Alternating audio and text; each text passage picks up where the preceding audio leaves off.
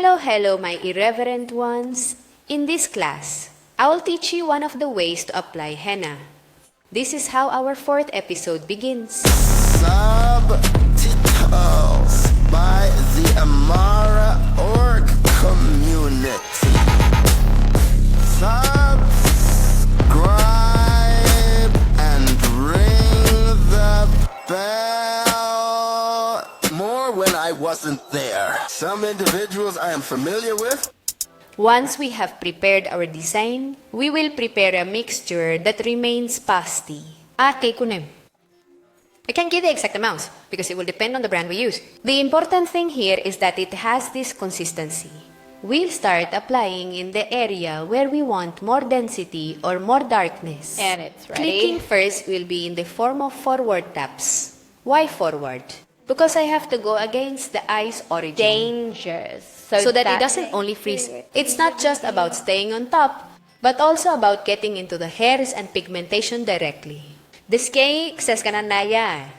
Remember to clean as you go to avoid staining the skin. This way, we'll continue applying it.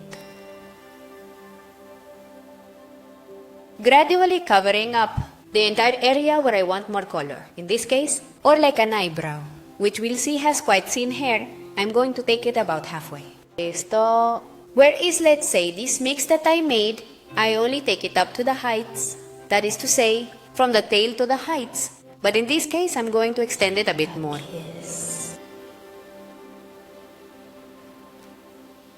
We keep applying it, and every time I run out of hyena, I go back and take more.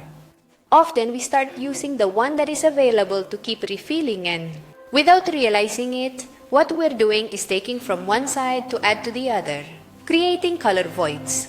That's why it's important to grab a good amount. So if you run out of hyena, I go back and take a bit more.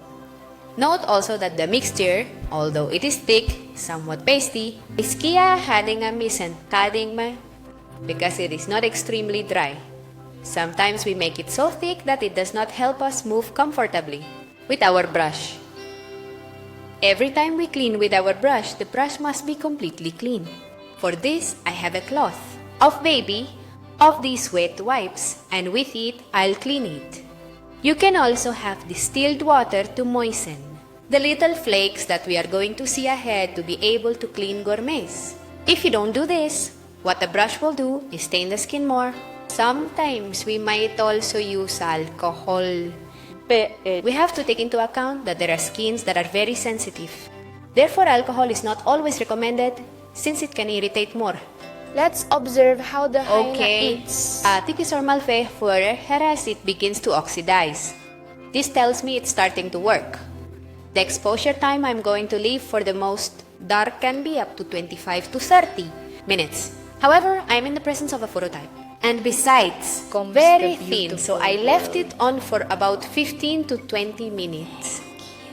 Now I'm going to do a color transition before getting to my beginnings.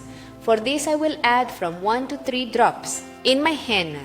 And I'm going to expand it a bit more forward. Just as we are seeing here, we can already see how I expanded it. I will continue cleaning to remove any excess. What's this for? To start creating a gradient of the color. Something very important. The reason why I am diluting is so that in this area, it will be lighter. That's why we're going to make a transition here to the light spot. What's the light spot? The twinkles. That does it for the beginnings. I am going to dilute my migana a bit more. Let's see that here. It looks more translucent. Migana.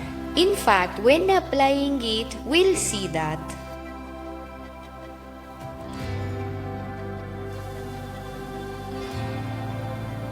Let's see how it's done. The textures of the hyena in the 3 ways I prepared it change. At first, it was super dense, more pasty, and here we see it more watery.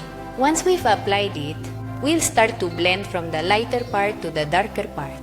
All this is to start blurring and mixing the tones I just applied.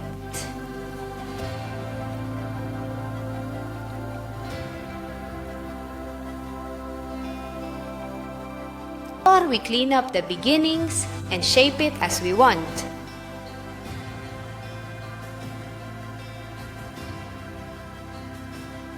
And just like the rest of the eyebrow, the entire eyebrow must be completely covered with the henna, obviously according to the mix we have prepared.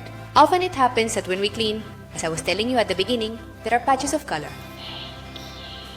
An important recommendation: wear gloves. Wear gloves because otherwise your hands will get super stained. And when you work with good hygiene or with a semi-permanent eyebrow pigment, this stains a lot. And let's say that since we work with our hands, this doesn't look aesthetic at all. The exposure time I'm going to give to this new part will be from 15 to 10 minutes. Am I going to peel it for you? It depends a lot on the skin type. Dry skins tend to pigment much quicker, just like combination skins,